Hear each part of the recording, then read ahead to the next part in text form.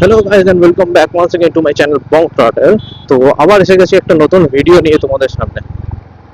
এখন যাচ্ছি আমি অফিস, এখন আমার রেগুলার অফিস টাইম। কে ভাই পেছনে প্যাপা করছিস? আজকে আমার যে মেন কনসার্ন হচ্ছে E20 পেট্রোল।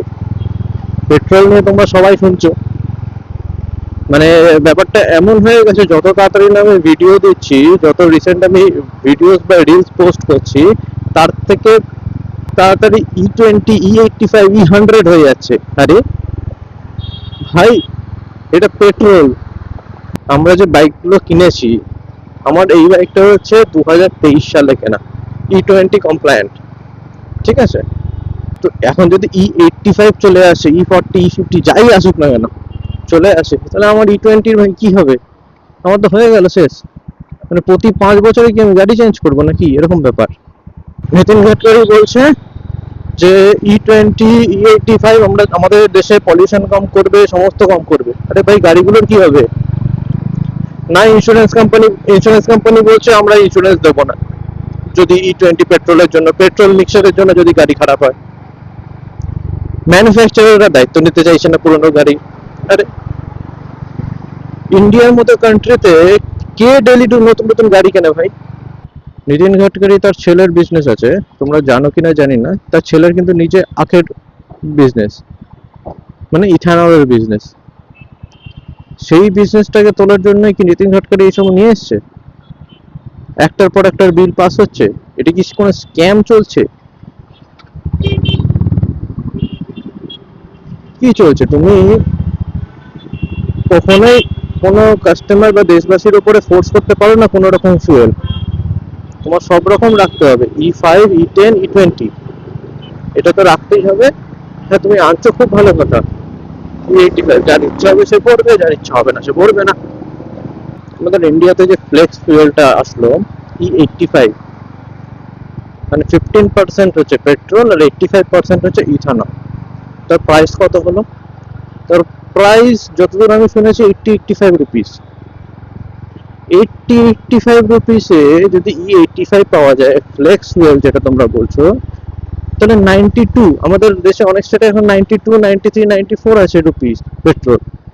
তারা কি করে মানে E20 পেট্রোল দিচ্ছে 92-তে? কি প্রাইস ডিফারেন্সিয়েশন হলো? মোটামুটি 60% তো প্রাইস কমার কথা, 50-60% আরামসে কমার কথা। সেখানে 50-60% কোথায় কমলো? কোনোভাবেই কমলো না। মানুষ কেন অ্যাডাপ্ট করবে এই ফিউলটাকে? তুমি না তো প্রাইস কমাচ্ছ, না মানুষকে অপশন দিচ্ছ, না কিছু করছো। নিজেদের বিজনেস।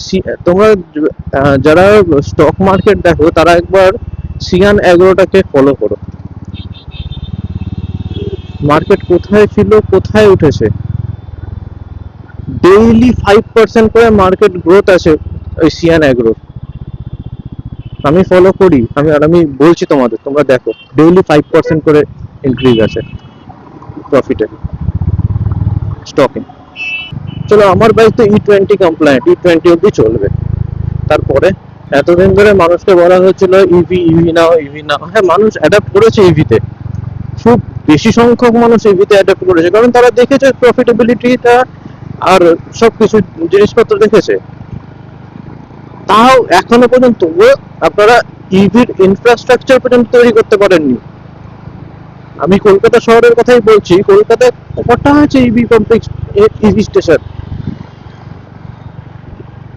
আর যেগুলো আছে সেগুলো একটা ফাস্ট চার্জার নয়, সবকটা স্লো চার্জার। আপনি 1 ঘন্টা 1.5 ঘন্টা ওয়েট করার পরে কিছুটা চার্জ হবে।